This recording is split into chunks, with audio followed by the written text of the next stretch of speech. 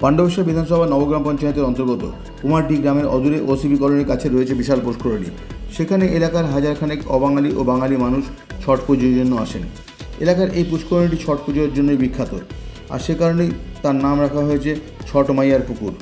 আর এই পুষ্করিণীর পাশে দীর্ঘদিন ধরে ইসিএল তার পরিত্যক্ত মাটির স্তূপ করে রেখেছে। সে কারণে মাটির চাপে পুকুরের ভগ্নদশায় পরিণত হয়েছে। পুকুরের একমাত্র বড় ঘাট ওই মাটি রাখার কারণে প্রত্যেক বছরই ভেঙে পড়ছে বলে অভিযোগ পুজো কমিটির সদস্যদের। ওসিবি কলোনির ছট পুজো কমিটির সদস্য অশোক চ্যাটার্জি জানান, ছট পুজোর খরচ বহন করার জন্য কমিটির তরফে পুকুরে মাছ ছাড়া হয় এবং সেই মাছ বিক্রি করেই চলে পুজোর খরচ। ছোট পুকুর দীর্ঘ 40 বছর ধরে আমাদের এখানে পরবর্তীটা ছোট পুজো করে আছে। যে ছোট পুকুরে, সেই ছোট পুকুরে ইসিএল উপরে ওবি ডাম করে দেওয়ার জন্য টোটাল পাহাড়ের জল এসে আমাদের পুকুর আগেও ভেঙেছিল। এজেন্ট সাহেবের কাছে আমরা এসেছিলাম, এজেন্ট সাহেব আমাদের বলেছিল, প্রতিশ্রুতি দিয়েছিলেন আমরা তোমাদের পুকুর বেঁধে দেবো। তারপরেও কিন্তু কাজ হচ্ছে না। আমরা তাছাড়া বিগত কলোনির ইলেকট্রিক অবস্থাও খারাপ, ইলেকট্রনিক জন্য তখনও এসেছিলাম, তখনও এজেন্ট সাহেব প্রতিশ্রুতি দিয়েছিলেন আমরা তোমরা করে দেবো। আমাদের যা হওয়ার যা গেল, ছোট পুজো কমিটির মিনিমাম 4 লক্ষ টাকার মাছের লস হলো। লোকসান তো গেলই, তাছাড়া আমাদের কোনো অসুবিধা নেই।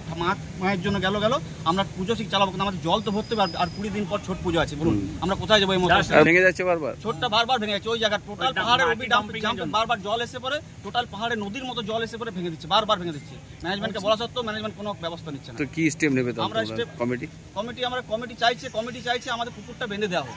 আমাদের আর কিছুদিনের মধ্যে পুজো আছে, যাতে জল ভরতে পারে, এত পরবর্তী লোক আছে তারা পুজোর যাতে করতে পারে। আর যে জায়গাটা ভেঙে গেছে ওই জায়গাটা ঘাট করে দেওয়া হোক, আর কিছু না।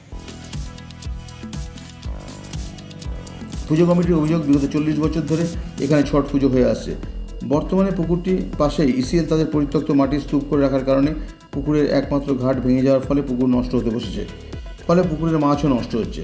এই কারণেই গত বছর ব্যাপক আর্থিক ক্ষতির মুখে পড়তে হয়েছে বলে জানান পুজো কমিটির সদস্যরা।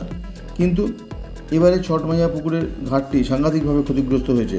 আর 1 মাস বাকি ছট পুজোর, সেই সময় এলাকার হাজারখানেক মানুষ এই পুকুরে ছট পুজো করতে আসবেন। কিন্তু পুকুরের অবস্থাটা এতটাই খারাপ যেখানে ছট পুজো করতে আসাটাও বিপজ্জনক হয়ে উঠেছে। এ ব্যাপারে বাকলা এরিয়া কুমারডি কলিয়ারির এজেন্ট ও ম্যানেজারকে বারংবার জানিয়েও কোনো কাজ হয়নি বলে জানান ছট পুজো কমিটির সদস্যরা। আর সে কারণেই শনিবার সকাল থেকে পুজো কমিটির সদস্যরা কলিয়ারির পরিবহন বন্ধ রেখে বিক্ষোভে সামিল হন। এ ব্যাপারে অবশ্য ইসিএলের আধিকারিকদের কোনো প্রতিক্রিয়া পাওয়া যায়নি। Subrata Bauri, LCW India, Pandabeswar.